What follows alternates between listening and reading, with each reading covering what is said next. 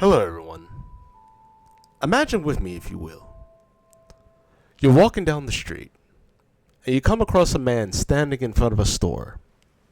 He's advertising himself for the people to come into his store. Not of any creed or race, but of a particular race.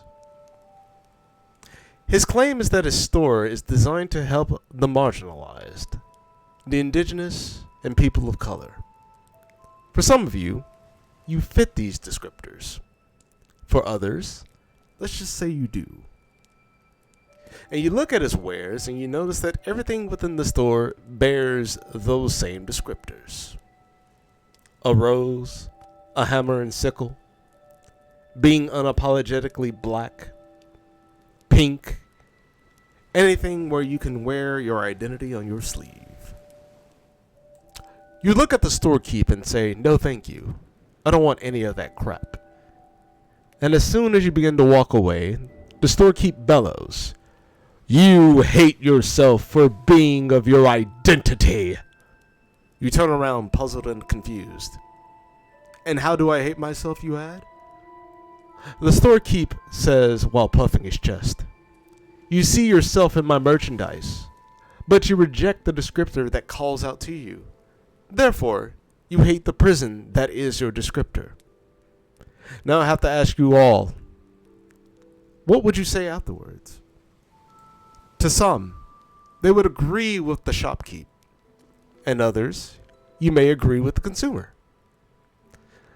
But only one has the true answer, for both parties cannot be correct.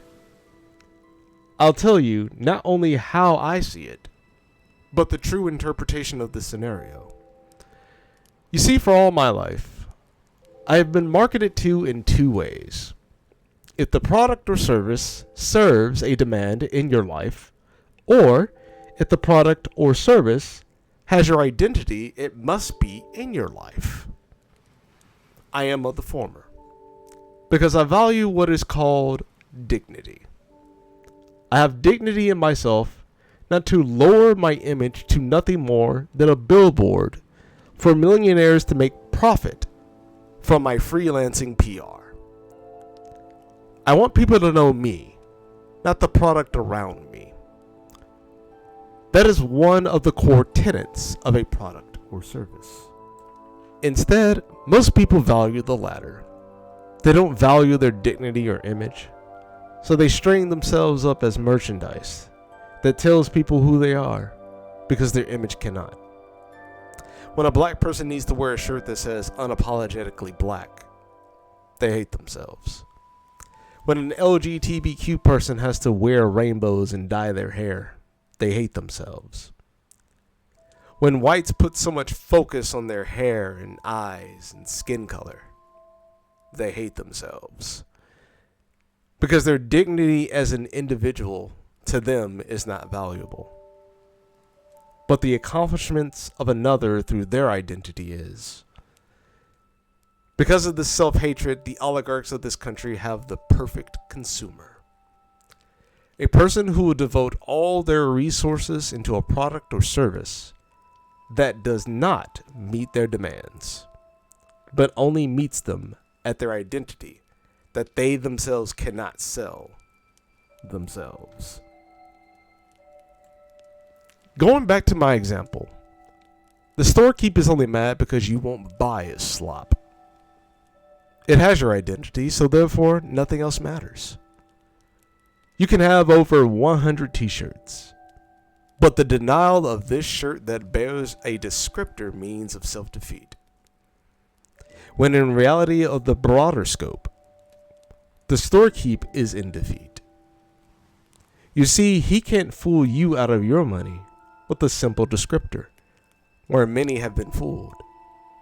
It worked on them. Why doesn't it work on you? Because you have no supply that meets my demand, but a descriptor.